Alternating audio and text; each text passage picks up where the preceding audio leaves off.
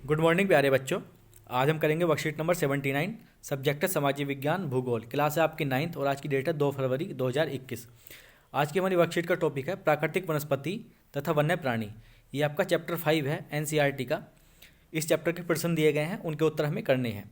देख लेते हैं। सबसे पहले जो प्रश्न 1 से 5 तक हैं ये अति लघु उत्तरीय प्रश्न हैं। इनका उत्तर हमें एक शब्द में, एक पद में या फिर अधिकतम 30 शब्दों में देना है। पहला प्रश्न है हमारा, देशज और विदेशज वनस्पति में क्या अंतर है। इनके आंसर एक बार हम देख लेते हैं। इसका आंसर हो जाएगा देशज और विदेशज वनस्पति में क्या अंतर है। इसका आंसर है जो वनस्पति मूल रूप से भारतीय है वो देशज वनस्पति, और जो वनस्पति भारत से बाहर से आई है वो विदेशज वनस्पति होती है। नेक्स्ट क्वेश्चन है, सुंदरी वृक्ष का संबंध किस प्रकार की वनस्पति से है। तो मैंग्रोव वनस्पति से है सुंदरी वृक्ष का संबंध। नेक्स्ट क्वेश्चन है हमारा, मरुस्थलीय वनस्पति की मुख्य विशेषता क्या है। तो जो मरुस्थलीय वनस्पति होती है उसमें कटीले वन व झाड़ियाँ पाई जाती हैं, और ये जो होते हैं इनकी जड़ें लंबी होती हैं और पत्तियाँ छोटी होती हैं। लंबी जड़ें क्यों होती हैं? क्योंकि पानी की कमी की वजह से पानी को ढूंढते ढूंढते जड़ें बहुत गहरी हो जाती हैं, और पत्तियाँ छोटी इसलिए होती हैं कि ज़्यादा वाष्पोत्सर्जन ना हो, ठीक है, पानी ज़्यादा ना वेस्ट हो, इसलिए पत्तियाँ इनकी छोटी होती हैं। नेक्स्ट क्वेश्चन है, नंदा देवी जैव मंडल निचय कौन से राज्य में स्थित है। तो ये उत्तराखंड में स्थित है। नेक्स्ट क्वेश्चन है हमारा, भारत के किस राज्य में वनों का क्षेत्रफल सर्वाधिक है। क्षेत्रफल की बात हो रही है तो क्षेत्रफल सर्वाधिक किस में है? मध्य प्रदेश में है। इसका यहाँ से हमारा आंसर हो जाएगा मध्य प्रदेश। अब कुछ क्वेश्चन है हमारे अनुच्छेद बेस्ड क्वेश्चन है, उन्हें देख लेते हैं एक बार। यहाँ पर हमारा एक अनुच्छेद दिया गया है, उसे पढ़ना है, उन प्रश्नों का उत्तर देना है। पढ़ते हैं इसे एक बार। वनस्पति की भांति ही भारत विभिन्न प्रकार की प्राणी संपत्ति से भी धनी है। यहाँ जीवों की लगभग 90,000 प्रजातियाँ मिलती हैं। देश में लगभग 2,000 से अधिक पक्षियों की प्रजातियाँ पाई जाती हैं। यह कुल विश्व का 13% है। 13% क्या है? जो पक्षियों की प्रजातियाँ हैं। जो हमारे देश में जो पक्षियों की प्रजातियाँ पाई जाती हैं यह विश्व में पाई जाने वाली पक्षियों की प्रजातियों का 13% है। इंपॉर्टेंट है, आपको ध्यान रखना है। यहाँ मछलियों की 2546 प्रजातियाँ पाई जाती हैं।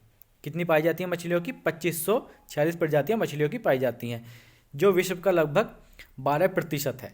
यानी जो जितनी प्रजातियाँ टोटल विश्व में पाई जाती हैं मछलियों की, उसका 12% कितना हो गया? 2546 प्रजातियाँ भारत में पाई जाती हैं। उसके बाद है, भारत में विश्व के 5 से 8% तक उभयचरी, सरीसृप और स्तनधारी जीव भी पाए जाते हैं। अब इसके हम क्वेश्चन आंसर देखेंगे। पहला क्वेश्चन है, भारत में जीवों की लगभग कितनी प्रजातियां पाई जाती हैं। तो कितनी पाई जाती हैं? लगभग 90,000 प्रजातियां पाई जाती हैं भारत में जीवों की। तो आपको आंसर लिखना है 90,000 प्रजातियां, लगभग 90,000 प्रजातियां पाई जाती हैं। नेक्स्ट है हमारा, भारत में विश्व में पाए जाने वाले पक्षियों का लगभग कितने प्रतिशत प्रजातियां पाई जाती हैं। तो कितनी पाई जाती हैं? 13% पाई जाती हैं। तो इसका आंसर हो जाएगा 13%। नेक्स्ट क्वेश्चन है, भारत जैव प्रजातियों के मामले में बहुत समृद्ध है। इस कथन के पक्ष में तर्क दीजिए। तो इसका आंसर एक बार हम देख लेते हैं। हमारा प्रश्न था, भारत जैव प्रजातियों के मामले में बहुत समृद्ध है, इस कथन के पक्ष में तर्क दीजिए।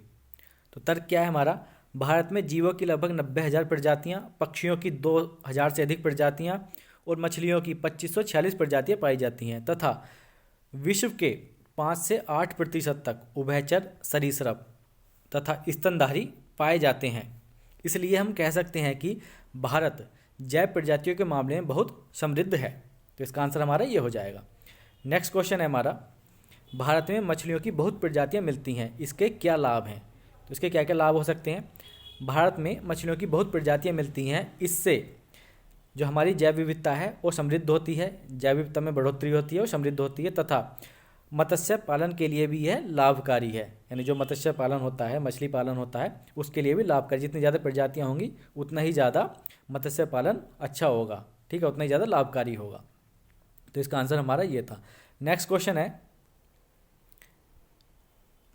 सदाबहार वन व पर्णपाती वनों में कोई 3 अंतर बताइए।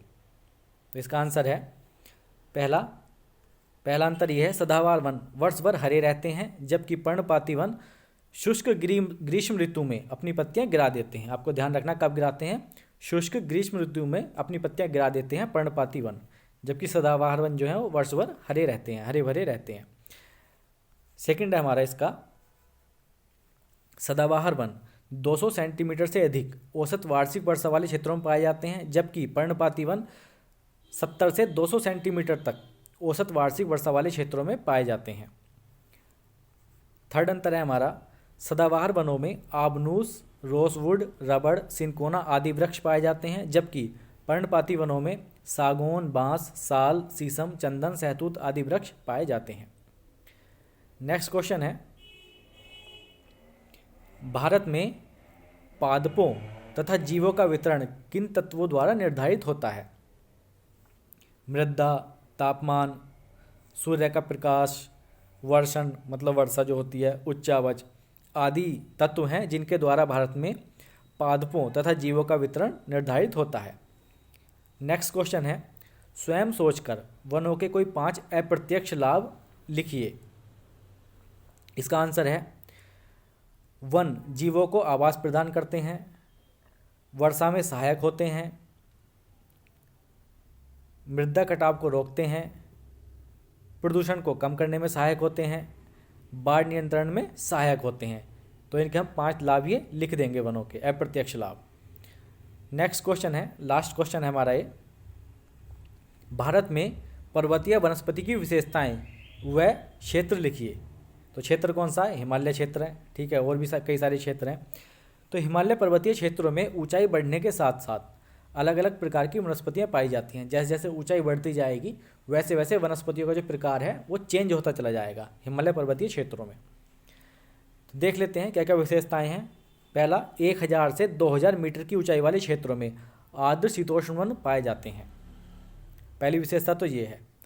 दूसरी विशेषता है, 3000 मीटर पर शंकुधारी वृक्ष जैसे कि चीड़, देवदार, सीडर आदि वृक्ष पाए जाते हैं। कितनी ऊंचाई पर? 3000 मीटर तक की ऊंचाई पर पाए जाते हैं ये। थर्ड है हमारा, 3600 मीटर से अधिक ऊंचाई पर अल्पाइन वनस्पति पाई जाती है।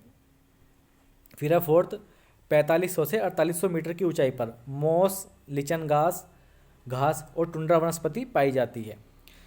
4800 मीटर से अधिक ऊंचाई पर जाएंगे तो वहाँ पर हमें वनस्पति नहीं पाई जाती है हिमालय पर्वतीय क्षेत्रों में, फिर वहाँ पर बर्फ़ ही बर्फ़, चारों तरफ बर्फ़ दिखाई देती है।